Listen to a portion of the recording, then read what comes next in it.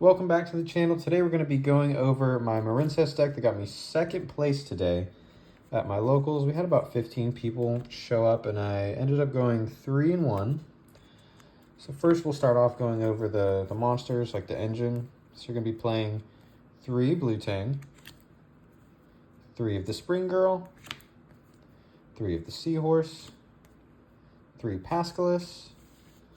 And I know a lot of people like to run this at 1, but I think 2 is good. You can always send it off a Blue Tang, and drawing it isn't terrible. And I do opt to go for the 1 Basilalima just for the protection, and it's a level 4 I can normal summon if I have nothing else.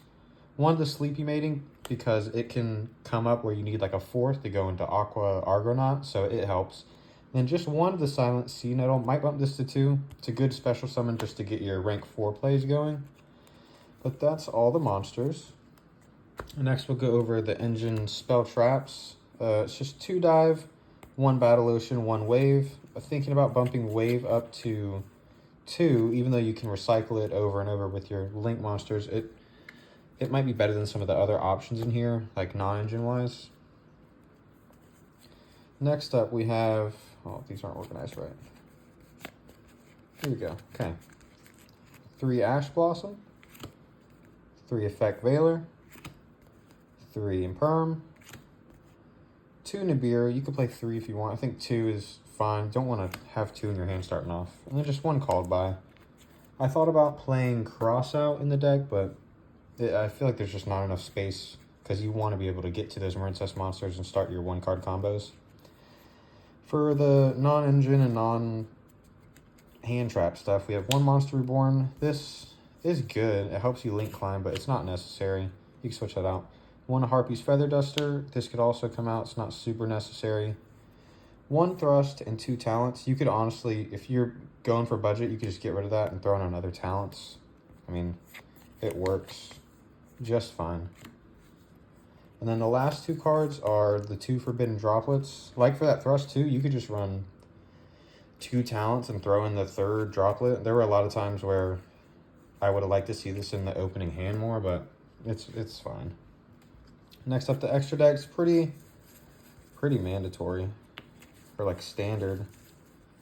We got 2 of the Blue Slug. Hold on. There it is. 2 of the Blue Slug.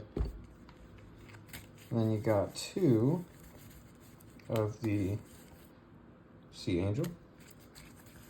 2 of the Anemone.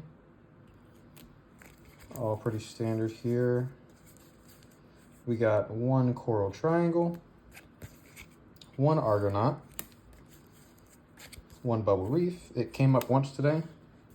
It's not bad. These are just, it's pretty standard though. 1 Marbled Rock, and 1 Zealantis. And these are kind of cards that you can flex in and out here. I like Splash Mage over Area of the Water Charmer just because you can extend through bad hands. And with the Bahamut and Toad, you can make it way more often than you think. Like there's a lot of lines where you get stopped a little bit and you just kind of end on that and you have negates. And then the last card is the Stealth Kragan. This would come out for Dweller or like, I don't know, another Link monster. But I think it's good. I used it a lot to burn people to get the OTK with Zealantis.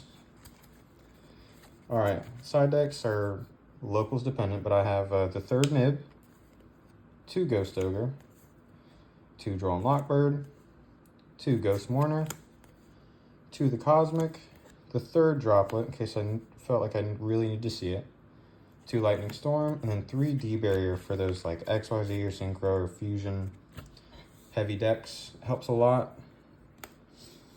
If you enjoyed the deck profile, like, subscribe, and leave a comment.